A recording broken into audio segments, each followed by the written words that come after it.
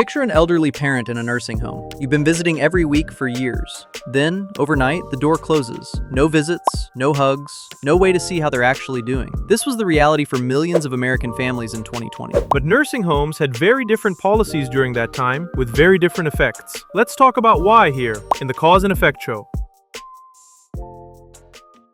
Picture this. You're running a facility with hundreds of elderly residents, and a deadly virus is spreading. Do you lock everyone down completely to stop COVID, or do you let people see their families? That sounds difficult. Either way, people suffer. Exactly. And what makes it even more interesting is that nonprofit nursing homes and for-profit nursing homes made very different choices. That's what my research set out to answer. Why would ownership structure matter? Both want to keep residents safe, right? You'd think so, but here's the thing. Nonprofits can't distribute profits to shareholders. That constraint changes how managers think about decisions. What does profit distribution have to do with isolation policies? Think of it like this. Imagine you manage a restaurant. Your staff is terrified of catching a disease. They demand you close the dining room. In a for-profit, the owner might resist because they lose money. In a nonprofit, the owner can't take that money home anyway, so they face a different trade-off. So nonprofits just gave in to staff demands? Let me tell you about what I found in my research. We use cell phone tracking data from SafeGraph, to measure how many visitors actually showed up at nursing homes. How does that work? It's anonymized smartphone data. We can see foot traffic patterns. We looked at how much visitor numbers changed from 2019 to the early pandemic months. Nearly all facilities reduced visitors, but nonprofit homes reduced them much more. How much more are we talking? In April 2020, nonprofit homes reduced visitors by 47% compared to their 2019 average. For-profit homes reduced visitors by about 35%. That's a substantial gap, and it persisted throughout the pandemic. Okay, so nonprofits isolated more, but did it actually prevent COVID deaths? Yes. In the first summer of 2020, for-profit ownership predicted 2.38 more COVID-19 cases per 100 residents. That's significant. There are about 1.7 million nursing home residents in the U.S., so multiply that out across the country. So fewer COVID cases and deaths. That's the good news, right? Here's where it gets complicated. Isolation has severe mental health costs. Residents reported depression, loneliness, feeling like they were in prison. Studies show that isolation, especially for people with dementia, causes physical health deterioration. That's concerning. So what happened after a few months? By 6 months into the pandemic, we started seeing the effect. Nonprofit homes had more non-COVID deaths than for-profit homes, and the gap grew over time. By early 2022, nonprofits had about 3.5 more non-COVID deaths per 100 residents. So the isolation that prevented COVID deaths caused other deaths. Exactly. And here's the tragic part. The non-COVID deaths often involve dementia. About half of nursing home residents have Alzheimer's or dementia. Isolation's cognitive effects hit them especially hard. This is a trade-off where everybody loses? It's more complicated than that. Look at total deaths. By the end of the analysis period, for-profit homes had fewer total deaths. When you add up COVID and non-COVID deaths, the isolation strategy didn't save lives overall. It may have actually cost lives. So the non-profit approach, the one that seemed safer, actually caused more total harm? That's what the data shows. Nurses and staff genuinely wanted protection from COVID. That's fair. But their incentives weren't perfectly aligned with residents' welfare. The nursing union publicly demanded stricter isolation. Meanwhile, management framed these restrictions as resident protection. But residents didn't want that isolation? Residents reported feeling imprisoned. Families couldn't visit. People with dementia especially suffered cognitive decline from the isolation itself. The policy was framed as protecting residents, but in practice, it shifted risk from workers to residents. That's a troubling pattern. It is, and it reveals something important about nonprofit organizations. We often think of them as inherently more altruistic than for-profits, but they're run by humans with their own incentives. Nonprofit managers faced pressure from staff who feared COVID. For-profit managers, feeling more pressure from the market and residents' families, maintained more visitor access. So market pressure actually saved lives in this case? In terms of total deaths, yes. The for-profit's lighter hand on isolation prevented more non-COVID deaths than the added COVID deaths cost them. What's the policy implication here? Institutional incentives matter profoundly. Nonprofits can hide behind good intentions while ignoring market discipline, but understanding how institutions actually behave, not how we think they should behave, is crucial for better policy.